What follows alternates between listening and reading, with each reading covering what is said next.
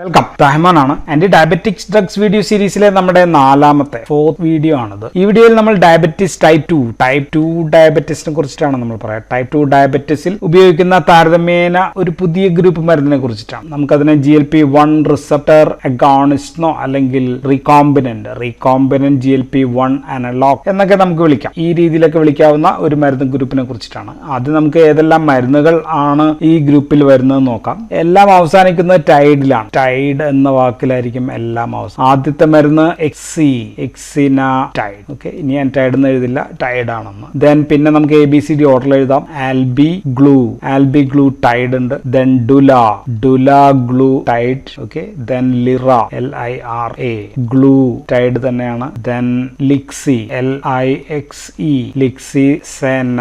Then tide lixisenatide. So ഇത്രയാണ് മരുന്നുകൾ. So ഇത്രയും മരുന്നുകളെ കുറിച്ചിട്ടാണ് നമുക്ക് ഈ വീഡിയോയിൽ സംസാരിക്കാനുള്ളത്. മരുന്നുകളെ കുറിച്ച് പറയുന്നതിന് മുമ്പ് നമുക്കിവിടെ മെക്കാനിസം ഓഫ് ആക്ഷൻ എന്താണ്, എങ്ങനെയാണ് ഇവ പ്രവർത്തിക്കുന്നത് എന്ന് നമുക്ക് പറയാം. ഇപ്പൊ നമ്മൾ ഭക്ഷണം കഴിക്കാന്ന് വിചാരിക്കുക. ഇത് വായാണ്. വായിലൂടെ നമ്മൾ ഭക്ഷണം കഴിക്കുന്നു. കഴിക്കുന്ന ഈ ഭക്ഷണം ഇസോഫാഗസിലൂടെ താഴത്തേക്ക് പോയി അത് എവിടെ എത്തും? അത് സ്റ്റൊമക്കിൽ എത്തുന്നു എന്ന് വിചാരിക്കും. സോ ഞാൻ സ്റ്റൊമക്ക് ഒന്ന് വരയ്ക്കാണ്, കുറച്ച് വലുതായിട്ട്. സ്റ്റൊമക്കിലെത്തി. സോ ഈ ഭക്ഷണത്തിൽ ഗ്ലൂക്കോസ്, അമിനോ ആസിഡ്സ്, ഫാറ്റ് എല്ലാം ഉണ്ട്. സോ അങ്ങനെയുള്ള സംഭവങ്ങളെല്ലാം ഇതിനകത്തുണ്ട്. സോ ആമാശയത്തിൽ സ്റ്റൊമക്കിലെത്തി. ഇവിടെ വെച്ച് കുറച്ച് ദഹന പ്രക്രിയകൾ നടക്കുന്നു. ഇവിടെ നിന്ന് പിന്നെ ഫുഡ് ഒരു ലിക്വിഡ് ഫോമിലായിരിക്കും മിക്കവാറും താഴത്തേക്ക് ചെറുകുടലിലേക്ക് ഭക്ഷണം നീങ്ങും. ചെറുകുടലിന്റെ ആദ്യ ഭാഗത്തിന് നമ്മൾ പറയാം. സോ ഈ ഭാഗം ആണ് ഞാൻ വരയ്ക്കുന്നത്, കുറച്ച് വലുതാക്കി വരച്ചു. അതിന്റെ ഈ ഭാഗത്തിന് നമ്മൾ ഡിയോഡിനം എന്നാണ് പറയുക. ഡിയോഡിനം എന്നാണ് നമ്മൾ ഈ ഭാഗത്തിന് പറയുക. സോ ഈ ഭാഗത്തിലൂടെ വേണം ഭക്ഷണം അടുത്ത ഭാഗത്തേക്ക് ഇൻഡസ്റ്റൈനിലേക്ക് എത്താൻ. So this the first part of the intestine. So ഡിയോഡിനത്തിൽ പലതരം ന്യൂറോ എൻഡോക്രൈൻ സെൽസുകൾ ഉണ്ട്. നമുക്ക് തൽക്കാലം ആവശ്യമുള്ള ന്യൂറോ എൻഡോക്രൈൻ സെൽസ് രണ്ടെണ്ണം മാത്രം എടുക്കാം. ഒന്ന്, ഈ സെല്ലിന്റെ പേര് ഐ സെൽസ് എന്നാണ്. രണ്ടാമത്തത് K cells. So there are neuro endocrine cells called as I cells and K cells. So ഭക്ഷണം ഇവിടെ എത്തുമ്പോഴത്തേക്കും ഭക്ഷണത്തിൽ അമിനോ ആസിഡും ഫുഡും ഒക്കെ ഗ്ലൂക്കോസും ഒക്കെ തിരിച്ചറിയുന്ന ഇവ ചില ഹോർമോൺസ് ഉണ്ടാക്കുന്നു അല്ലെങ്കിൽ റിലീസ് ചെയ്യുന്നു. ഈ ഐ സെൽ, കെ സെൽ മുതലായവ റിലീസ് ചെയ്യുന്ന ഈ ഹോർമോൺസിനെയാണ് നമ്മൾ ഇൻക്രെറ്റിൻസ് എന്ന് പറയാം. സോ ഇതിനെ നമ്മൾ ഇൻക്രെറ്റിൻസ് എന്നാണ് വിളിക്കുക. സോ ഐസെൽസ് ഉണ്ടാക്കുന്നത് GLP-1 ആണ്. Glucagon like peptide. എന്റെ പേര് glucagon, G for glucagon like peptide എന്ന് പറയും. ആൻഡ് കെ സെൽസ് ഉണ്ടാക്കുന്നത് GIP അല്ലെങ്കിൽ നമുക്ക് അവയെ വേറെ പേരിലും വിളിക്കാം. ഗ്ലൂക്കോസ് ഡിപ്പെൻഡന്റ് ഇൻസുലിനോട്രോപിക് പോളിപെപ്റ്റൈഡ് എന്നും പറയാം. നമുക്ക് തൽക്കാലം GIP തന്നെ എടുക്കാം. സോ ഇനി ഞാനപ്പോ പറയുക, ഒന്നുകിൽ ഇൻക്രെറ്റിനോ അല്ലെങ്കിൽ GLP-1 എന്ന് മാത്രമായിരിക്കും. മിക്കവാറും GLP-1 മാത്രമായിരിക്കും നമ്മൾ പറയും. സോ ഇതെല്ലാം പോളിപെപ്റ്റൈഡ്സ് ആണ്. പോളിപെപ്റ്റൈഡ്സ് എന്ന് വെച്ചാൽ പ്രോട്ടീൻസ്, ചെറിയ ചെറിയ അമിനോ ആസിഡുകൾ ചേർന്നിട്ടുള്ള പ്രോട്ടീൻസ് ആണ്. ഇവയ്ക്ക് പ്രധാനമായിട്ട് 3 പ്രവർത്തനമാണുള്ളത്. 3 ടൈപ്സ് ഓഫ് ആക്ഷൻസ്. ഒന്ന്, ഇവ നേരെ തിരിച്ച് ബ്ലഡിലൂടെയാണ്, നേരെ റിവേഴ്സ് അല്ല, ബ്ലഡിലൂടെ കടന്നുപോയി സ്റ്റൊമക്കിൽ തന്നെ ഇതിന്റെ പ്രവർത്തനം. ആമാശയത്തിൽ സ്റ്റൊമക്കിൽ പ്രവർത്തിക്കുന്നു. സ്റ്റൊമക്കിൽ എന്താ ചെയ്യുക? ഈ സ്റ്റൊമക്കിൽ നിന്ന് ഫുഡ് മൂവ്മെന്റ് സ്ലോ ആക്കുന്നു. സോ ഈ സ്റ്റൊമക്കിൽ നിന്ന് ഫുഡ് ഇങ്ങോട്ടേക്ക് വരുന്നത് സ്ലോ ആക്കുകയാണ് ഇവ ചെയ്യുക. അതായത് ഫുഡ് പതിയെ വന്നാൽ മതി, ഞങ്ങളിവിടെ പണിയൊക്കെ ആരംഭിക്കുന്നതേ ഉള്ളൂ എന്നാണ് പറയുക. സോ അപ്പൊ അതിന് നമ്മൾ ടെക്നിക്കലായിട്ട് പറയുമ്പോൾ ഡിക്രീസ് മോട്ടിലിറ്റി ഓഫ് സ്റ്റൊമക്കിന്റെ മോട്ടിലിറ്റി കുറയ്ക്കുന്നു. ഇതാണ് ആദ്യത്തെ ആക്ഷൻ, ഫസ്റ്റ് ആക്ഷൻ. സോ ആദ്യത്തെ action decrease the motility of stomach. രണ്ടാമത്, ബ്ലഡിലൂടെ ഇവ പോയി തലച്ചോറിലാണ് പോവുക. തലച്ചോറിൽ ഞാൻ വരയ്ക്കുകയാണെങ്കിൽ ഇത് മിഡ് ബ്രെയിൻ ആണ്, ഇത് ഹൈപ്പോതലാമസ്, ഇത് പിറ്റ്യൂട്ടറി ഒക്കെയാണ്. So they will act here in the ഹൈപ്പോതലാമസിൽ പ്രവർത്തിക്കുന്നു. ഹൈപ്പോതലാമസിൽ ഒരു സെന്റർ ഉണ്ട്. ഈ സെന്ററിന്റെ പേര് സറ്റൈറ്റി സെന്റർ എന്നാണ്. Satiety centre. എന്താണ് സറ്റൈറ്റി എന്ന് വെച്ചാൽ നമുക്ക് ഭക്ഷണം കഴിക്കുമ്പോൾ കിട്ടുന്ന ഇതാണ്, മതി, തൃപ്തിക്കാണ് സറ്റൈറ്റി എന്ന് പറയാം, സംതൃപ്തി. സോ ഭക്ഷണം ലഭിക്കുന്നുണ്ട്, സംതൃപ്തിയായി. അപ്പൊ എന്ത് പറ്റും? വീണ്ടും ഭക്ഷണം കഴിക്കാനുള്ള ആ തോന്നൽ കുറയും. സോ ഭക്ഷണം നമ്മൾ നിർത്തുന്നു, നമുക്ക് സന്തോഷമാവുന്നു, തൃപ്തിയാവുന്നു. സോ അൾട്ടിമേറ്റ്ലി ഭക്ഷണം കുറയുന്നു. സോ ഇതാണ് രണ്ടാമത്തെ action. So second action is on the satiety centre of ഹൈപ്പോതലാമസിലാണ് രണ്ടാമത്തെ ആക്ഷൻ. ഇനി മൂന്നാമത്തെ ആക്ഷൻ ഇവിടെ നിന്ന് ബ്ലഡ് വഴി അടുത്ത സെല്ലിലേക്ക് പോകുന്നു. ഇവിടെ ഒരു ഹോർമോൺ ഒക്കെ സെക്രീറ്റ് ചെയ്യുന്ന ഒരു സ്ഥലമുണ്ട്. അതിനെ നമ്മൾ പാൻക്രിയാസ് എന്നാണ് വിളിക്കുന്നത്. സോ പാൻക്രിയാസ്, മൂന്നാമത്തെ പ്രവർത്തനം പാൻക്രിയാസിലാണ്. പാൻക്രിയാസിൽ ഇൻസുലിൻ ഉണ്ടാക്കുന്ന സെല്ലിനെ നമ്മൾ ബീറ്റാ സെൽ എന്നാണ് പറയുക. സോ ബീറ്റാ സെൽസിലാണ് ഇവിടെ ഒരു പ്രവർത്തനം. സോ ബീറ്റാ സെൽസിൽ പ്രവർത്തിച്ചിട്ട് ഇൻസുലിൻ റിലീസ് വർദ്ധിപ്പിക്കും. സോ ഇതാണ് അടുത്ത increase in insulin release. So insulin release കൂട്ടുക എന്നുള്ളതാണ് എന്നുള്ളതാണ് ഇവിടെ ഒരു പ്രവർത്തനം. രണ്ടാമത്തത് പാങ്ക്രിയാസിൽ തന്നെ വേറൊരു സെല്ലുണ്ട്. ആ സെല്ലിന്റെ പേര് ആൽഫ സെല്ലാണ്. ആൽഫ സെല്ലിൽ നിന്ന് സാധാരണ പുറത്തു വരുന്നത് ഗ്ലൂക്കഗോൺ ആണ്. ഗ്ലൂക്കോസ് അല്ല, ഗ്ലൂക്കഗോൺ. ഗ്ലൂക്കഗോണിന്റെ ആക്ഷൻ എന്താണ്? നേരെ ഓപ്പോസിറ്റ് ഓഫ് ഇൻസുലിൻ ആണ്. ബ്ലഡ് ഷുഗർ ലെവൽ ഉയർത്തുന്ന സംഭവമാണ് ഗ്ലൂക്കഗോൺ എന്ന് പറയാം. സോ ഗ്ലൂക്കഗോൺ ബ്ലഡ് ലെവൽ വർദ്ധിപ്പിക്കുന്നതാണ്. സോ ഇൻസുലിന്റെ നേരെ ഓപ്പോസിറ്റ് ആണ്. സോ ഇതിനെ തടയും, ഗ്ലൂക്കോസ് ലെവൽ ഉയർത്തുന്ന തടയും. സോ ഇപ്പൊ ഇൻക്രെറ്റിൻസ് എന്താണ് ചെയ്തത്? Incretins increases insulin release from the beta cells. ഇവിടെ നിന്ന് ഇൻസുലിൻ കൂടുതലായിട്ട് റിലീസ് ചെയ്തുകൊണ്ടേയിരിക്കുന്നു. ഇവിടെ നിന്ന് ഗ്ലൂക്കഗോണിന്റെ റിലീസ് തടയുന്നു. ഇൻസുലിൻ റിലീസ് ചെയ്യുമ്പോൾ ബ്ലഡ് ഷുഗർ ലെവൽ താഴും. ബ്ലഡ് ഷുഗർ ലെവൽ താഴത്തേക്ക് പോകും. ഇത് ഗ്ലൂക്കഗോണിനെ സ്റ്റോപ്പ് ചെയ്യുമ്പോൾ, ഈ ആക്ഷൻ ഇൻഹിബിറ്റ് ചെയ്യുമ്പോൾ അപ്പോഴും ബ്ലഡ് ഷുഗർ ലെവൽ താഴുന്നില്ല, ബ്ലഡ് ഷുഗർ ലെവൽ ഇൻക്രീസ് ചെയ്യുന്നില്ല. സോ ഇൻക്രെറ്റിൻസ് തുടർച്ചയായിട്ട് ഇതിങ്ങനെ സെക്രീറ്റ് ചെയ്തുകൊണ്ടിരിക്കുകയല്ല. ആക്ച്വലി ഭക്ഷണം വരുമ്പോഴാണ് ഈ സെല്ലുകളെ സ്റ്റിമുലേറ്റ് ചെയ്യുന്നത്. ദിസ് ഐ സെല്ലിനെയും കെ സെല്ലിനെയും സ്റ്റിമുലേറ്റ് ചെയ്യുമ്പോഴാണ് ഇൻക്രെറ്റിൻസ് റിലീസ് ചെയ്തുകൊണ്ടിരിക്കുന്നത്. സോ ഇത് രണ്ടു തരം റിലീസ് ഉണ്ട്. ഒരു ഏർലി ഫേസ് റിലീസ് ഉണ്ട്, then late phase release. So ഇങ്ങനെയുള്ള രണ്ട് ഫേസിലായിട്ടാണ് ഇത് സാധാരണ രീതിയിൽ സെക്രീറ്റ് ചെയ്യുന്നത്. മാത്രമല്ല ഇങ്ങനെ റിലീസ് ചെയ്യുന്ന ഈ ഇൻക്രെറ്റിൻസ്, ഇവിടെ റിലീസ് ചെയ്യുന്ന ബ്ലഡിലേക്കാണ് റിലീസ് ചെയ്യുന്നത്. ഈ ഇൻക്രെറ്റിൻസിന് അധികം ആയുസില്ല. സോ ഇവയെ നശിപ്പിക്കുന്ന ഒരു എൻസൈം ഉണ്ട്. അവയുടെ പേര് DPP4 എന്നാണ്. ഡൈപെപ്റ്റിഡൈൽ പെപ്റ്റിഡേസ് 4 എന്ന് പറയുന്ന ചില എൻസൈംസ് സെല്ലുകളിലെല്ലാം ഉണ്ട്. സോ ഇവ സെല്ലുകളിലേക്ക് എത്തുമ്പോഴത്തേക്കും അവയെ നശിപ്പിക്കും. സോ ഇൻക്രെറ്റിൻസിന്റെ ആയുസ് അപ്പോഴേ തീരും. സോ ഇതാണ് ഇൻക്രെറ്റിൻസ് ചെയ്യുന്നത്. നമ്മളിപ്പോൾ നേരത്തെ പറഞ്ഞ മരുന്നുകൾ, നമ്മൾ ആദ്യം പറഞ്ഞ എല്ലാ ടൈഡ് മരുന്നുകളും, സോ ഇതെല്ലാം ഇൻക്രെറ്റിൻ അനലോഗ്സ് ആണ്. So these drugs are incretin analogues. അല്ലെങ്കിൽ ഞാൻ പറഞ്ഞു, ഞാൻ ഇൻക്രെറ്റിൻസ് എന്നുള്ള വാക്കല്ല ഉപയോഗിക്കാൻ മിക്കവാറും GLP-1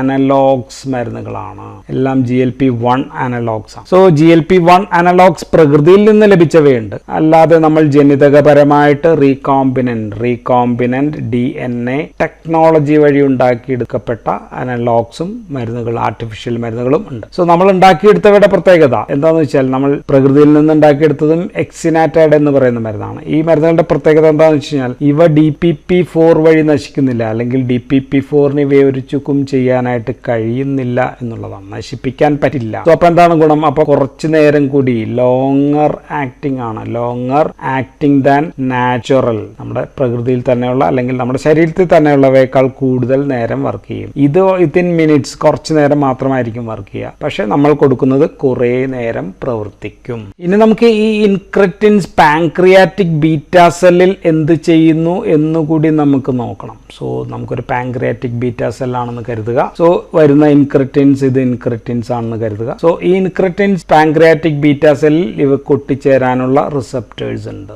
റിസപ്റ്റർ ആണ് ഇത്. സോ ഇതൊരു G പ്രോട്ടീൻ കപ്പിൾ റിസപ്റ്റർ ആണ്. അതുകൊണ്ടാണ് ഞാൻ ഇങ്ങനെ വരച്ചത്. ഇത് ഇവിടെ വന്ന് ഒട്ടിച്ചേരുന്നു. G protein couple receptor act ചെയ്ത് കഴിഞ്ഞാൽ എന്താണ് സംഭവിക്കുക നമുക്ക് ഏകദേശം ഐഡിയ ഉണ്ട്. സോ ഒന്ന്, ഇറ്റ് ക്യാൻ ഇൻക്രീസ് സെല്ലിനകത്തുള്ള സൈക്ലിക് AMPയുടെ എമൗണ്ട് കൂട്ടാം. വേറൊരു വഴി ചെയ്യാവുന്നത് ഇവിടെ പ്രോട്ടീൻ കൈനേസിസ് എയിലേക്കുള്ള ആക്ഷൻ വർദ്ധിപ്പിക്കാം. സോ എന്തായാലും അവസാനം ഇവിടെ സ്റ്റോർ ചെയ്ത് വെച്ചിരിക്കുന്ന സെല്ലിനകത്ത് സ്റ്റോർ ചെയ്ത് വെച്ചിരിക്കുന്ന കാൽഷ്യം സ്റ്റോറിൽ നിന്ന് കാൽഷ്യം പുറത്തിറങ്ങും. കാൽഷ്യം പുറത്തിറങ്ങി കഴിഞ്ഞാൽ ഇൻസുലിൻ ഇവിടെ സ്റ്റോർ ചെയ്ത് വെച്ചിരിക്കുന്നത് റിലീസ്. ദെൻ മറ്റു വഴികളിലൂടെ ഇൻസുലിൻ സിന്തസിസ്, കൂടുതലായിട്ട് ഇൻസുലിൻ ഇവിടെ ന്യൂക്ലിയസിലേക്ക് ആക്ട് ചെയ്തിട്ട് ക്രെബ് പ്രോട്ടീൻ വഴിയൊക്കെയാണ്, കൂടുതൽ ഡീറ്റെയിലേക്ക് പോകുന്നില്ല. അവിടെ നിന്ന് ഇൻസുലിൻ സെക്രീറ്റ് ചെയ്യും. So insulin will be released. Insulin അങ്ങനെ റിലീസ്. സോ ഇൻസുലിൻ പുറത്തു വരുന്നു, ഇൻസുലിൻ റിലീസ് ഉണ്ടാക്കുന്നു. സോ ഈ ഭാഗം നമ്മൾ സൾഫണാൽ യൂറിയയിലൊക്കെ ഡിസ്കസ് ചെയ്താണ്, അതുകൊണ്ട് ഞാൻ പറയുന്നില്ല. സോ മരുന്നുകൾ, നമ്മൾ കൊടുക്കുന്ന മരുന്നുകൾ ഇൻക്രെറ്റിനെ പോലെ തന്നെ ഇവിടെ ഒന്ന് ബൈൻഡ് ചെയ്യുന്നു. അതുകൊണ്ടാണ് നമ്മൾ അവയെ GLP-1 റിസപ്റ്റർ അഗോണിസ്റ്റ് എന്ന് വിളിക്കും. രണ്ടാമത് റീകോംബിനന്റ് GLP-1 അനലോഗ്സ് എന്ന് പറയാൻ കാരണം ഈ ഇൻക്രെറ്റിനെ പോലെ തന്നെയാണ്. അതുകൊണ്ട് അതേപോലെയുള്ള സാധനം ഇവിടെ ഒന്ന് ഒട്ടിച്ചേരുകയും ചെയ്യുന്നു. സോ ഇതാണ് ഇവയുടെ പ്രവർത്തന രീതി. സോ ഇത്തരം മരുന്നുകൾ പ്രധാനമായിട്ടും വർക്ക് ചെയ്യുന്നത് പീക്ക് മീൽ, നമുക്ക് ഭക്ഷണം കഴിച്ചു കഴിയുമ്പോഴത്തേക്കും ഉണ്ടാകുന്ന മീൽ ഇൻഡ്യൂസ്ഡ് ഇൻസുലിൻ റിലീസ്, ഭക്ഷണം കഴിച്ചിട്ടുണ്ടാകുന്ന ഇൻഡ്യൂസ്ഡ് ഇൻസുലിൻ റിലീസ് ആണ് ഇവ വർദ്ധിപ്പിക്കുക. ഓക്കെ, കാരണം നമ്മൾ പറഞ്ഞു ഇത് ഭക്ഷണം ഇവിടെ എത്തുമ്പോഴാണ് ഇത് റിലീസ് ചെയ്യുക. സോ മറ്റൊരു ആക്ഷൻ കൂടിയുണ്ട്. ഈ ബീറ്റാ സെല്ലിന്റെ ഗ്രോത്ത് വർദ്ധിപ്പിക്കുന്ന പ്രവർത്തനമുണ്ട്. So they increase the beta cell survival, beta സെല്ലിന്റെ സർവൈവൽ കൂട്ടുകയും ചെയ്യുന്നുണ്ട്, പ്രോലിഫറേഷൻ കൂട്ടുകയും ചെയ്യുന്നുണ്ട്. Then they decrease beta cell apoptosis, അങ്ങനെയും ചെയ്യുന്നുണ്ട്. അപ്പോപ്റ്റോസിസ് എന്ന് വെച്ചാൽ സ്വയം നശിക്കലാണ്, അതും പ്രിവെന്റ് ചെയ്യുന്നുണ്ട്. മാത്രമല്ല ബീറ്റാ സെൽ മാത്രമല്ല, നമ്മൾ പറഞ്ഞു ആൽഫ സെല്ലിൽ വർക്ക് ചെയ്യുമ്പോൾ ആൽഫ സെല്ലിൽ നിന്ന് പുറത്തു വരുന്നത് ഗ്ലൂക്കഗോൺ ഗ്ലൂക്കഗോൺ ആണ്. ഈ ഗ്ലൂക്കഗോണിനെ ഇൻഹിബിറ്റ് ചെയ്യുന്നു. അതുകൊണ്ട് തന്നെ ബീറ്റാ സെല്ലിന്റെ ആക്ഷൻ അല്ലെങ്കിൽ അവയുടെ വർക്ക് ലോഡ് ഭയങ്കരമായിട്ട് കുറയുന്നു. സോ ബീറ്റാ സെല്ലിന്റെ പണി കുറയും. സോ ഓവറോൾ ബീറ്റാ സെൽസിന്റെ ലൈഫ് ഇംപ്രൂവ് ചെയ്യും. So increase or improve life of beta cell. So beta cells കൂടുതൽ ആരോഗ്യത്തിലിരിക്കുന്നതാണ് നമുക്ക് വേണ്ടത്. സോ ഇതാണ് ഇവയുടെ mechanism. So mechanism of action ആണ് ഞാൻ ഇത്രയും നേരം പറഞ്ഞത്. ഇനി ഇവയുടെ ഉപയോഗം പറയുകയാണെങ്കിൽ എന്താണെന്ന് ഉപയോഗം? ടൈപ്പ് 2 ഡയബറ്റിസിലാണ് ഇത് ഉപയോഗിക്കുക. ടൈപ്പ് 2 ഡയബറ്റിസ് മെലിറ്റസിലാണ് ഇവയുടെ ഉപയോഗം. സോ ഏതൊക്കെ കണ്ടീഷനിലാണെന്ന് ചോദിച്ചു കഴിഞ്ഞാൽ maze in type 2 diabetes. Okay, അവിടെ നമുക്ക് SGLT2 കൊടുക്കാം. SGLT2 ഇൻഹിബിറ്റേഴ്സ് നമുക്ക് ഉപയോഗിക്കാം. അല്ലെങ്കിൽ നമുക്ക് GLP-1 അഗോണിസ്റ്റ് അല്ലെങ്കിൽ നമ്മൾ ഈ പറയുന്ന മരുന്ന് നമ്മുടെ ഫസ്റ്റ് ചോയ്സ് ആയിട്ട് നമുക്ക് ഉപയോഗിക്കാം. ദെൻ GFR കുറഞ്ഞ സമയത്തും ഈ GFR കുറഞ്ഞിരിക്കുന്ന സമയത്തും 15 ഒക്കെ ആകുമ്പോഴും നമുക്ക് ഈ മരുന്നുകൾ ഉപയോഗിക്കാം. ദെൻ പിന്നെ നമുക്ക് ഇത് ഉപയോഗിക്കേണ്ടി വരുന്ന പ്രധാനപ്പെട്ട കണ്ടീഷൻ. സോ ഒരു കണ്ടീഷൻ ഇതിലാണ്. രണ്ടാമത്തെ പ്രധാനപ്പെട്ട കണ്ടീഷൻ നമുക്ക് ഉദാഹരണത്തിന് HbA1c ഭയങ്കരമായിട്ട് കൂടിയിരിക്കുകയാണ്. അത് നമുക്ക് ഭയങ്കര വേഗത്തിൽ ഓവർ ചെയ്യാനായിട്ട് നമ്മൾ സൾഫോണൈൽ ഉപയോഗിക്കാമെന്ന് പറഞ്ഞു. സോ അതേപോലെ നമുക്ക് ഗ്ലൂക്കോസ് വേഗത്തിൽ കുറയ്ക്കണമെങ്കിൽ അത്തരം കണ്ടീഷൻസിൽ നമുക്ക് ഈ ഡ്രഗ് ഉപയോഗിക്കാം. ദെൻ മൂന്നാമത്തെ കണ്ടീഷൻ വെയിറ്റ് ലോസ് ആവശ്യമുള്ള ആൾക്കാർ. ഇപ്പൊ അമിതവണ്ണം, പൊണ്ണത്തടി അങ്ങനെയൊക്കെ ഉള്ള ആൾക്കാരിൽ നമുക്ക് ഈ മരുന്ന് ഉപയോഗിക്കാം. സോ ഇങ്ങനെയുള്ള കണ്ടീഷൻസിലാണ് ഡയബറ്റിസിൽ നമ്മൾ പ്രഥമ പരിഗണന നൽകുക. അല്ലെങ്കിൽ നമ്മൾ കൊടുക്കുക സാധാരണ മറ്റു മരുന്നുകളൊക്കെ ഫലവത്തല്ല, അല്ലെങ്കിൽ അവയുടെ കുറെ നാൾ ഉപയോഗിച്ചു, ഇനി ഇൻസുലിനേക്ക് കടക്കണം. ഇൻസുലിനേക്ക് കടക്കുന്നതിന് മുൻപ് നമുക്ക് കൊടുക്കാവുന്ന ഡ്രഗ് ആണ് GLP-1 അഗോണിസ്റ്റ്. ഇതും കൂടി കൊടുത്തിട്ട് അതിനുശേഷം നമുക്ക് ഇൻസുലിനേക്ക് കടക്കാം. നമുക്ക് ഈ മരുന്നുകളുടെ പ്രത്യേകതകൾ പറയാം. ഒന്ന്, എല്ലാ മരുന്നും ഇൻസുലിൻ സെക്രീറ്റോഗോഗ് ആണ്. എന്ന് വെച്ചാൽ ഇൻസുലിൻ റിലീസ് ചെയ്യുന്ന ഇൻസുലിൻ സെക്രീറ്റോഗോഗ്. സോ നമ്മൾ കഴിഞ്ഞ വീഡിയോയിൽ സൾഫോണൈൽ യൂറിയ കണ്ടു, മെഗ്ലിറ്റിനൈഡ്. സോ 2 തരം ഗ്രൂപ്പ് കണ്ടു, ഇൻസുലിൻ സെക്രീറ്റോഗോഗ്. സോ ഇത് മൂന്നാമത്തെ തേർഡ് ടൈപ്പ് ആണ്. മൂന്നാമത്തെ ഇൻസുലിൻ സെക്രീറ്റോഗോഗ് വിഭാഗം മരുന്നുകളാണ്. ഇനി എല്ലാ മരുന്നുകളും പെപ്റ്റൈഡ്സ് ആണ്. നമ്മൾ പറഞ്ഞു പെപ്റ്റൈഡ്സ് ആണ്. എല്ലാ മരുന്നിന്റെയും പേര് അതുകൊണ്ട് തന്നെ ടൈഡിലാണ് അവസാനിക്കുക എന്ന് ഓർത്തിരിക്കുക. മൂന്നാമത്തത്, എല്ലാ മരുന്നും പെപ്റ്റൈഡ്സ് ആയതുകൊണ്ട് ഇത് ഓറലായിട്ട് കൊടുക്കാൻ സാധാരണ രീതിയിൽ പറ്റില്ല. എല്ലാം തന്നെ കുത്തിവയ്പ്പാണ്, ഇഞ്ചക്ഷൻസ് ആണ് കൊടുക്കുന്നത്. ഇൻസുലിൻ കുത്തിവയ്ക്കുന്നത് പോലെ സബ്ക്യൂട്ടേനിയസ് ആയിട്ട് ചർമ്മത്തിനടിയിൽ ആണ് കൊടുക്കുക. സോ സിമിലർ ടു ഇൻസുലിൻ ആണ് കൊടുക്കുക. ഇപ്പൊ നമുക്ക് ഓറലായിട്ടുള്ള ഒരു മരുന്ന് വന്നിട്ടുണ്ട്, അതിനെപ്പറ്റി ഞാൻ പിന്നീട് പറയാം. എന്നാലും മിക്കവാറും എല്ലാം ഇഞ്ചക്ഷൻ ആണ്. നാലാമത്തെ പോയിന്റ് നമുക്ക് പറയുന്നത്, എല്ലാ മരുന്നും ബീറ്റാ സെൽസിന്റെ ലൈഫ് വർദ്ധിക്കുന്നുണ്ട്.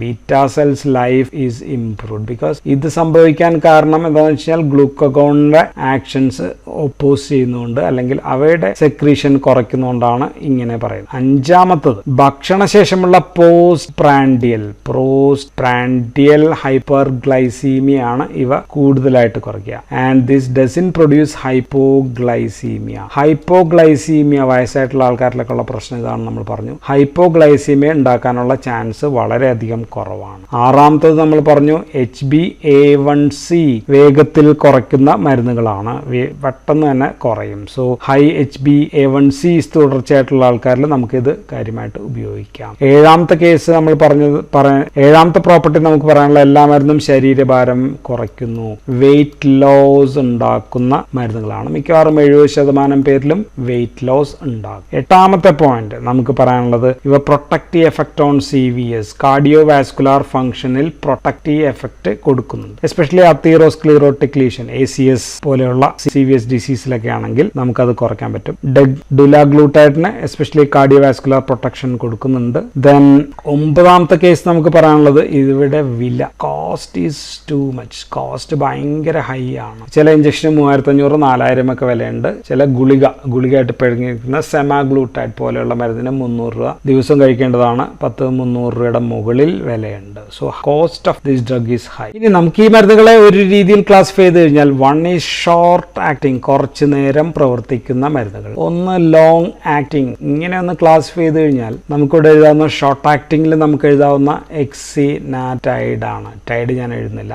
ദെൻ ലിക്സി സെനാറ്റൈഡും ഷോർട്ട് ആക്ടിങ്ങിന് എന്താണ് ഗുണം എന്ന് വെച്ചാൽ, ഷോർട്ട് ആക്ടിങ് ഗ്യാസ്ട്രിക് എംറ്റിയിങ്ങിലാണ് കൂടുതൽ ആക്ഷൻ. സോ ഗ്യാസ്ട്രിക് എംറ്റിയിങ്ങിലെ ആക്ഷൻ കൂടുതലാണ്. അതുകൊണ്ട് തന്നെ പോസ്റ്റ് പ്രാൻഡിയൽ ഹൈപ്പർഗ്ലൈസീമിയ അല്ലെങ്കിൽ ഗ്ലൂക്കോസ് ലെവൽ കുറയ്ക്കുന്ന ആക്ഷനും കൂടുതലാണ്. ഷോർട്ട് ആക്ടിങ് ആകുമ്പോൾ മിക്കവാറും ദിവസേന കൊടുക്കണം, ഡെയിലി മരുന്ന് കൊടുക്കേണ്ടി. രണ്ടാമത്തത് ലോങ് ആക്ടിംഗ് ആണ്. ലോങ് ആക്ടിംഗ് എക്സിനാറ്റൈഡ് നമ്മൾ വീണ്ടും ഇവിടെ എഴുതുകയാണ്. എക്സിനാറ്റൈഡിന്റെ ഒരു ഫോർമുലേഷൻ ഉണ്ട്, ഇപ്പൊ പുതിയതായിട്ടൊക്കെ വന്നതാണ്. ER എന്ന് പറയുന്ന ലോങ് ആക്ടിംഗ് ഫോർമുലേഷൻ ഉണ്ട്. ദെൻ ബാക്കി മരുന്നുകൾ സെമാഗ്ലൂട്ടൈഡ് ഉണ്ട്, ദെൻ ലിറാഗ്ലൂട്ടൈഡ് ഉണ്ട്, ദെൻ ഡുലാഗ്ലൂട്ടൈഡ് ഉണ്ട്, അബി. ഇതെല്ലാം ലോങ് ആക്ടിംഗ് പ്രിപ്പറേഷൻ. സോ ഇവയുടെ ഗുണം എന്താ വെച്ചാൽ ആഴ്ചയിൽ 1 വീക്കിലി വൺസ് മാത്രം കൊടുത്താൽ മതി. സെമയൊക്കെ ചിലപ്പോൾ മാറ്റി പറഞ്ഞേക്കും ഞാൻ, എങ്കിലും സാധാരണ രീതിയിൽ ലോങ് ആക്ടിംഗ് ആണെങ്കിൽ വീക്കിലി വൺസ്, ആഴ്ചയിൽ ഒരിക്കൽ മാത്രം മരുന്ന് കുത്തിവെച്ചാൽ മതി എന്നുള്ളത് ഭയങ്കര അഡ്വാൻറ്റേജ് ആണ്. ദെൻ ഇവയിൽ തന്നെ ഏറ്റവും കൂടുതൽ ലോങ് ആക്ടിംഗ് ഏതാണെന്ന് ചോദിച്ചു കഴിഞ്ഞാൽ അത് സെമാഗ്ലൂട്ടൈഡ് ആണ്.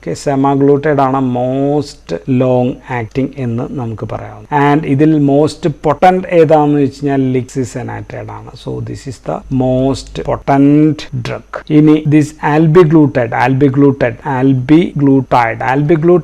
ഈ പേര് വരാൻ കാരണം അത് ബ്ലഡിലുള്ള ആൽബുമിനുമായിട്ട് ബൈൻഡ് ചെയ്യുന്ന ഡ്രഗ്. ആൽബുമിനിൽ ഇങ്ങനെ ഒട്ടിച്ചേർന്നിട്ടാണ് ഇവ പ്രവർത്തിക്കുക, അല്ലെങ്കിൽ കൂടുതൽ ഒട്ടിച്ചേരുന്ന ഒരു മരുന്നാണ്. ദെൻ ഡുലാഗ്ലൂട്ടൈഡിന്റെ ഒരു പ്രത്യേകത, ഇത് ആന്റിബോഡിയാണ്. ആന്റിബോഡി ആയിട്ട് ഇമ്മ്യൂണോഗ്ലോബുലിൻ ആണ് ഈ മരുന്ന്. അപ്പോൾ അതാണ് അവയുടെ ഒരു പ്രത്യേകത. ദെൻ ഇതിലെ സെമാഗ്ലൂട്ടൈഡ് ആണ് നമുക്ക് കുത്തിവെപ്പല്ലാതെ ഓറലായിട്ട് കൊടുക്കാവുന്ന GLP-1 റിസപ്റ്റർ അഗോണിസ്റ്റിൽ ഓറൽ കൊടുക്കാവുന്നത് ഏതാണെന്ന് ചോദിച്ചു കഴിഞ്ഞാൽ സെമാഗ്ലൂട്ടൈഡ് ആണ്. ഈ അടുത്ത് 2023 ഇന്ത്യയിലൊക്കെ അവൈലബിൾ ആയിട്ടുള്ളത്. ഓറലായിട്ട് ഗുളികയായിട്ട് ഞാൻ ഓൾറെഡി പറഞ്ഞു, വില കൂടുതലാണ്, പക്ഷെ ദിവസവും കഴിക്കണം എന്നുള്ളതാണ്. കുത്തിവെപ്പാണെങ്കിൽ ആഴ്ചയിൽ ഒരിക്കൽ മതിയായിരുന്നു. ഓക്കെ, ഇനിയിപ്പോൾ ദിവസവും കഴിക്കേണ്ട മരുന്നുകൾ ഏതാണെന്ന് വെച്ച് കഴിഞ്ഞാൽ ഇത് ഡെയിലി കഴിക്കണം. എക്സിനാറ്റൈഡ് ഡെയിലി കഴിക്കണം. ലിറാഗ്ലൂട്ടൈഡ് ഡെയിലി കഴിക്കേണ്ടതാണ്. ദെൻ ഡുലാഗ്ലൂട്ടൈഡും ലിക്സിസെനാറ്റൈഡ് ഡെയിലി കഴിക്കേണ്ട മരുന്നാണ്. ദെൻ സെമാഗ്ലൂട്ടൈഡ് ഞാൻ പറഞ്ഞു ഓറലായിട്ടുള്ളത് ഡെയിലി കഴിക്കണം. സോ ആൽബി ഡെയിലി കഴിക്കേണ്ട, ഇത് ആഴ്ചയിൽ ഒരിക്കൽ മതി എന്ന് പറഞ്ഞു. ഡുലാഗ്ലൂട്ടൈഡ് ആഴ്ചയിൽ ഒരിക്കൽ മതി. ദെൻ സെമാഗ്ലൂട്ടൈഡ് കുത്തിവെപ്പാണെങ്കിൽ ആഴ്ചയിൽ ഒരിക്കൽ മതി. ദെൻ എക്സിനാറ്റൈഡ് ER ആണെങ്കിലും ആഴ്ചയിൽ ഒരിക്കൽ. സോ ഓർത്തിരിക്കാനായിട്ട് നമുക്ക് ELSS എന്ന് എഴുതാം, ഇത് നമുക്ക് ADSE എന്ന് എഴുതാം. ഇനി എല്ലാ മരുന്നും ബോഡി വെയിറ്റ് കുറയ്ക്കും. അത് ഞാൻ ഓൾറെഡി പറഞ്ഞു, 70% പേരിലും ബോഡി വെയിറ്റ് കുറയ്ക്കും. സോ ഒബിസിറ്റി ഒക്കെ ഉള്ള ആൾക്കാരിൽ എസ്പെഷ്യലി ദിസ് ലിറാഗ്ലൂട്ടൈഡ് എന്ന് പറയുന്ന മരുന്ന് ആന്റി ഒബിസിറ്റി മരുന്നാണ്. ആന്റി ഒബിസിറ്റി മരുന്നായിട്ട് അംഗീകരിച്ചിട്ടുള്ള മരുന്നാണ്. ഇത് വേറെ 2 ട്രേഡ് നെയിമിൽ വരുന്നുണ്ട്. അതിൽ സാക്സെൻഡ എന്ന് പറയുന്ന മരുന്നാണ് ആന്റി ഒബിസിറ്റി. മറ്റു പേര് ഉപയോഗിക്കുന്നത് ആന്റി ഒബിസിറ്റി ഡ്രഗ് അല്ല. സോ ഇതാണ് അപ്രൂവൽ ആയിട്ടുള്ള anti obesity. So diabetes mellitus അല്ലാതെ വണ്ണം കുറയ്ക്കാൻ ഉപയോഗിക്കുന്ന മരുന്ന് കൂടിയാണ് ലിറാഗ്ലൂട്ടൈഡ്. സോ ആക്ഷൻ ഇപ്പോൾ ബ്രെയിനിലെ സറ്റൈറ്റി സെന്ററിൽ ആക്ട് ചെയ്തിട്ടായിരിക്കും ഇങ്ങനെ പ്രവർത്തിക്കുക. ഡയബറ്റീസിന് ഉപയോഗിക്കുന്ന ലിറാഗ്ലൂട്ടൈഡിന്റെ ഫോർമുലേഷൻ കൂടി ഞാൻ പറഞ്ഞേക്കാം. അതിന്റെ പേര് വിക്ടോസ എന്നാണ്. സോ ഒരേ മരുന്ന് തന്നെ 2 പേരിൽ കിട്ടും. വിക്ടോസ ആണെങ്കിൽ ഡയബറ്റീസിലാണ് ഉപയോഗിക്കുക, സക്സന്റെ ആണെങ്കിൽ നമ്മൾ ആന്റി ഒബിസിറ്റി ഡ്രഗ് ആയിട്ടായിരിക്കും ഉപയോഗിക്കുക. സോ ഇതാകുമ്പോഴത്തേക്കും ഡെയിലി ഇഞ്ചെക്ട് ചെയ്യണം. GLP-1 റിസപ്റ്റർ അഗോണിസ്റ്റിൽ ആദ്യ മരുന്ന് നമ്മൾ കണ്ടുപിടിച്ചത് എക്സിനാറ്റൈഡ് എന്ന് പറയുന്ന മരുന്നായിരുന്നു. എക്സിനാറ്റൈഡ് കണ്ടുപിടിച്ചത് ഒരു ഗിലാമോൺസ്റ്റർ എന്ന് പറയുന്ന ഒരു പല്ലി പോലത്തെ ഒരു വർഗ്ഗമാണ്. അതിന്റെ വിഷം ഒക്കെ ഉള്ള ഒരു വർഗ്ഗമാണ്. അതിന്റെ സലൈവ, തുപ്പലിൽ നിന്നാണ് നമ്മൾ ആദ്യമായിട്ട് കണ്ടുപിടിച്ചത്. അതൊരു ഷോർട്ട് ആക്ടിംഗ് ആണെന്ന് പറഞ്ഞു, അതുകൊണ്ട് ദിവസം 2 നേരം കുത്തിവെക്കണമായിരുന്നു. പക്ഷെ ഇപ്പോൾ ഉള്ളത് ലോങ് ആക്ടിംഗ് ആയിട്ടുള്ള ഫോർമുലേഷൻ ആഴ്ചയിൽ വൺസ് ഇൻ 7 days കൊടുക്കുന്നതും അവൈലബിൾ ആണ്. ദെൻ ദിവസവും കുത്തിവെക്കുന്ന മരുന്നുകളൊക്കെ ആണെങ്കിൽ നമ്മൾ സാധാരണ 30 മിനിറ്റ് ബ്രേക്ക്ഫാസ്റ്റിന് ഒരു 30 മിനിറ്റ് മുമ്പായിരിക്കും, കഴിക്കുന്ന പ്രധാനപ്പെട്ട മീലിന് ഒരു 30 മിനിറ്റ് മുമ്പായിരിക്കും നമ്മൾ സാധാരണ കൊടുക്കുക. ഇനി ചില മരുന്നിന്റെ ഡോസ് ഞാനെന്ന് പറഞ്ഞേക്കാം. സെമാഗ്ലൂട്ടൈഡ് ഒക്കെ ഈ അടുത്ത് ഫേമസ് ആണ്, അതുകൊണ്ട് സെമാഗ്ലൂട്ടൈഡ് ആണെങ്കിൽ നമ്മൾ കൊടുക്കുക 3 milligram. ഇതാണ് തുടങ്ങുക. 7 milligram വർദ്ധിപ്പിക്കാം. ദെൻ 14 milligram വരെയാണ് നമ്മൾ കൊടുക്കുക. ഇതിന്റെ തന്നെ ഇഞ്ചക്ഷൻ ആണെങ്കിൽ 0.25 milligram മതി. ദെൻ 4 ആഴ്ച കഴിയുമ്പോഴത്തേക്കും 0.4 ആക്കാം. പരമാവധി 2.4 milligram വരെയൊക്കെയാണ് കുത്തിവെക്കുക. സെമാഗ്ലൂട്ടൈഡിന്റെ ഫേമസ് ബ്രാൻഡ് എന്ന് പറയുന്നത് ഒസെംപിക് ആണ്. ഒസെംപിക് ഇഞ്ചക്ഷൻ ആയിട്ട് കൊടുക്കുക. ഗുളികയായിട്ട് വരുന്നത് റൈബെൽസസ് എന്ന് പറയുന്ന ബ്രാൻഡാണ്. So this the only 1 tablet. സെമ മാത്രമാണ് ഗുളിക ആയിട്ട് വരുന്നത്, ബാക്കി എല്ലാം ഇഞ്ചക്ഷൻ ആണ് നമ്മൾ പറഞ്ഞത്. ഡുലാഗ്ലൂട്ടൈഡ് അത് ഏറ്റവും ഫേമസ് ആയിട്ടുള്ളത് ട്രൂലിസിറ്റി എന്ന് പറയുന്ന ബ്രാൻഡാണ്. ബിക്കോസ് ഇതെല്ലാം ഇപ്പൊ പേറ്റന്റ് ഉള്ളതാണ്, അതുകൊണ്ട് ബ്രാൻഡിലാണ് അറിയപ്പെടുന്നത്. ദെൻ ഇത് safest in renal or hepatic failure. So അതിന്റെ ഡോസ് 0.75 milligram തുടങ്ങി 1.5 milligram ഒക്കെയാണ് നമ്മൾ ഉപയോഗിക്കുക. ദെൻ ലിക്സിസെനാറ്റൈഡ് അത് ഇൻസുലിന്റെ ഒപ്പം അവൈലബിൾ ആണ്. ഇൻസുലിൻ എന്ന് വെച്ചാൽ ഇൻസുലിൻ ഗ്ലാർജീൻ ഇൻസുലിന്റെ ഒപ്പം കോമ്പിനേഷൻ സോളിക്ക എന്ന പേരിലാണ്, സോളിക്ക എന്ന പേരിൽ അവൈലബിൾ ആണ്. ദെൻ ലിറാഗ്ലൂട്ടൈഡും ഇങ്ങനെ അവൈലബിൾ ആണ്. ലിറാഗ്ലൂട്ടയുടെ ഇൻസുലിൻ ഡെഗ്ലുഡക്കിനൊപ്പമാണ്, ഇൻസുലിൻ ഡെഗ്ലുഡക്കിന്റെ ഒപ്പം അവൈലബിൾ ആണ്. അതിന്റെ സൾട്രോഫി എന്നാണ് അതിന്റെ പേര്, സൾട്രോഫ്. സോ ഞാൻ ബ്രാൻഡ് പറയാൻ വേണ്ടി പറയുന്നതല്ല, ബിക്കോസ് ഇതെല്ലാം പുതിയ മരുന്നുകളെല്ലാം ബ്രാൻഡിലായിരിക്കും അറിയപ്പെടുക. സോ കൂടുതൽ ഡീറ്റെയിൽസ് എന്റെ ഔഷധ സർവസ്വം എന്ന് പറയുന്ന 2019 ഇറങ്ങിയ പുസ്തകത്തിൽ ലഭ്യമാണ്, because this big topic. So ഇനി നമുക്ക് പറയാനുള്ളത് അഡ്വേഴ്സ് എഫക്റ്റ് ആണ്, ദോഷഫലങ്ങൾ, ADR of these drugs. So ADR ഏറ്റവും പ്രധാനപ്പെട്ടത് നൗസിയ ആൻഡ് വോമിറ്റിംഗ് ആണ് ഏറ്റവും പ്രധാനപ്പെട്ട പ്രശ്നം. So these drugs can stimulate the chemo receptor triggers. So അതുകൊണ്ട് ഛർദിൽ ഭയങ്കര ഒരു പ്രശ്നമാണ് ഈ മരുന്നിന്റെ. ഛർദിൽ കുറയ്ക്കാനായിട്ട് ഭക്ഷണമൊക്കെ ഇടക്കിടക്ക് ചെറിയ രീതിയിൽ കൊടുക്കുകയും ഡോസ് കുറച്ച് സ്റ്റാർട്ട് ചെയ്തിട്ട് പതിയെ ഇംപ്രൂവ് ചെയ്യുന്നതൊക്കെ നല്ലതായിരിക്കും. എന്തായാലും കുത്തിവെപ്പാണ്, അതുകൊണ്ട് റൊട്ടേഷൻ ഓഫ് സൈറ്റ്സ് ആവശ്യമാണ്, ലൈക്ക് ഇൻസുലിൻ പോലെ തന്നെയാണ്. ദെൻ ഗ്യാസ്ട്രിക് മോട്ടിലിറ്റി കുറയ്ക്കുന്നുണ്ട് ഈ മരുന്ന്. ഗ്യാസ്ട്രിക് മോട്ടിലിറ്റി കുറയ്ക്കും എന്ന് നമ്മൾ മെക്കാനിസം ഓഫ് ആക്ഷനിൽ പറഞ്ഞു. സോ അതുമൂലമുള്ള പ്രശ്നങ്ങൾ ഉണ്ടായിരിക്കാം. ദെൻ ഫ്ലാറ്റുലൻസ് ഉണ്ടാക്കാം, ചിലപ്പോൾ കോൺസ്റ്റിപ്പേഷൻ ഉണ്ടാക്കാം. ദെൻ അബ്ഡോമിനൽ പെയിൻ ഉണ്ടാക്കാം, അബ്ഡോമിനൽ ഡിസ്റ്റൻഷൻ ഉണ്ടാക്കാം, ഇറിറ്റേഷൻ എന്ന് വെച്ചാൽ നെഞ്ചരിച്ചിൽ എന്നാണ്, അങ്ങനെയുള്ള പ്രശ്നങ്ങൾ ഉണ്ടാക്കാം. സോ ഇതൊക്കെയാണ് സാധാരണ ഇവിടെ സൈഡ്. ഇനി മരുന്ന് ഒഴിവാക്കേണ്ടത്, കോൺട്രാ ഇൻഡിക്കേഷൻ ഉള്ളത് എവിടേക്കാന്ന് ചോദിച്ചു കഴിഞ്ഞാൽ അക്യൂട്ട് പാൻക്രിയാറ്റൈറ്റിസിൽ മരുന്ന് ഒഴിവാക്കുക. അക്യൂട്ട് പാൻക്രിയാറ്റൈറ്റിസ് ഉണ്ടാക്കാവുന്ന ആന്റി ഡയബറ്റിക് ആയിട്ടുള്ള ഏക മരുന്ന് ഈ ഗ്രൂപ്പ് ഓഫ് മരുന്നാണ്. സോ പാൻക്രിയാറ്റൈറ്റിസ് സാധ്യതയുള്ള ആൾക്കാരിൽ ഈ മരുന്ന് ഒഴിവാക്കുക, മരുന്നിനും പാൻക്രിയാറ്റൈറ്റിസ് ഉണ്ടാക്കാം. ദെൻ ഇത് ലോങ് ടേം ഉപയോഗിക്കുകയാണെങ്കിൽ, ലോങ് ടേം ഉപയോഗിക്കുന്നത് increased chance of pancreatic cancer ഉണ്ടാക്കാനുള്ള ചാൻസും ലോങ് ടേം സ്ഥിരമായിട്ട് വർഷങ്ങളോളം ഉപയോഗിച്ച് കഴിഞ്ഞാൽ ഉണ്ടാക്കാം. അല്ലെങ്കിൽ തൈറോയ്ഡ് ക്യാൻസറും ഉണ്ടാക്കാം. അപ്പൊ അതുകൊണ്ട് തന്നെ മെഡുലറി കാർസിനോമ ഓഫ് തൈറോയ്ഡ് ഇങ്ങനെയൊക്കെയുള്ള പ്രശ്നങ്ങൾ, അല്ലെങ്കിൽ തൈറോയ്ഡ് ക്യാൻസർ പോലെയുള്ള പ്രശ്നങ്ങൾ, ഇതിനെല്ലാം കൂടി ചേർത്തിട്ട് നമ്മൾ മെൻ സിൻഡ്രോം എന്നാണ് പറയുന്നത്. മെൻ സിൻഡ്രോം എന്ന് വെച്ചാൽ മൾട്ടിപ്പിൾ എൻഡോക്രൈൻ നിയോപ്ലാസ്റ്റിക് സിൻഡ്രോം എന്നാണ് പറയുന്നത്. സോ ഇങ്ങനെ വരാൻ ചാൻസ് ഉള്ള ആൾക്കാരിലൊക്കെ ഒഴിവാക്കുക. സോ രണ്ടാമത്തെ കോൺട്രാ ഇൻഡിക്കേഷൻ ആണ് പാൻക്രിയാറ്റിക് ക്യാൻസർ,